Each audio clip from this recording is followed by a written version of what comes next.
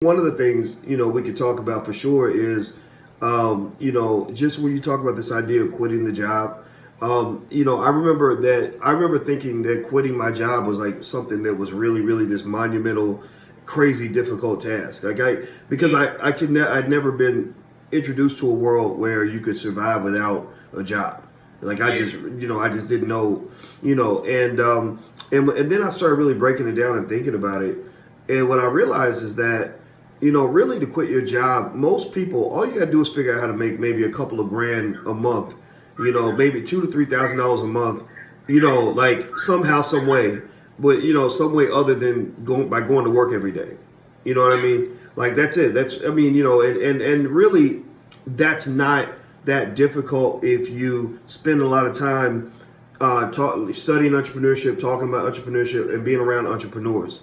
I just read about this lady. Her name's Super Scent, and she sells these makeup kits. And she made, I think, just yesterday or day before, she made about $1.2 million in an hour. And before that, she was famous because she made $1 million in 90 minutes. And I was showing this to my goddaughter, showing her products to her, and I said, these are white label products. Like, these are not products that she's manufacturing in her factory. Somebody made this stuff and she rebranded it and became an influencer on social media. And now she's, making more money in a day than she would probably make in, 5-10 years. $1 million, to make $1 million in a 10-year period, you got to make $100,000 a year. Right? Yeah. So that's over a decade's worth of money in an hour by learning how to make money with the right economic engine. For most people, I think the problem is that we see our bodies as the economic engine.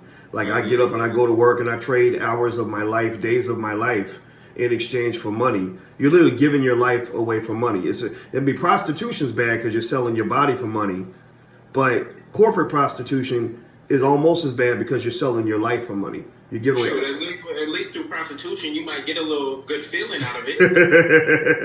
There you go.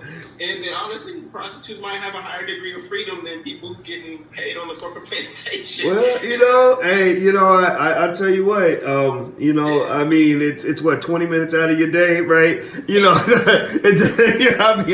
I'm just playing, but I'm not that we're advocating for prostitution, but it's it. Like, I have actually, I knew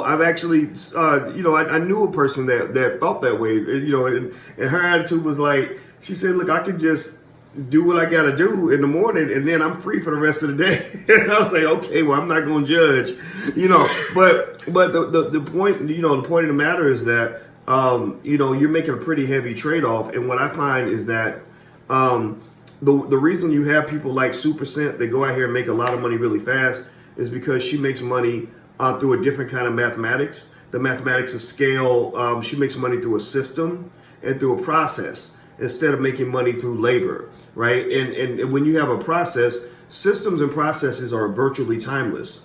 And what that means is that, if you do labor, then time is a huge factor, right? If I work 8 hours and I make $40 an hour, then I make 8 times 40, $320 or whatever, right? Is that right? Did I do the math right? Okay, I hope so. Right? Yeah. So, so time is a huge factor. Whereas through a system or a process, it becomes timeless. Like, if I sell 10,000 units for $20 a unit, I'm gonna make 20 grand, and I might sell all those units in 30 seconds, right? So, I find that when you collapse time and you take time out of the equation, what it does is it frees up time in other areas to allow you to really enjoy your life. And that was the part. That was the part of getting off the plantation that I didn't really think about at the time, because I was thinking about it in terms of money and survival, whatever. But then I was like, wow, all this freedom. Now I'm like, wow, what do I do with all this time? And I feel like I lived a double life, like an extra life, like I'm living to be 100 years old or 120 years old,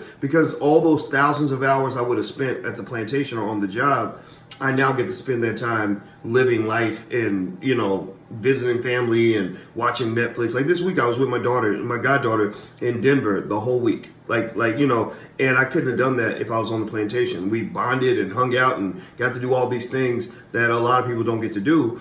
And sort of not having a job, affords that. 100%. So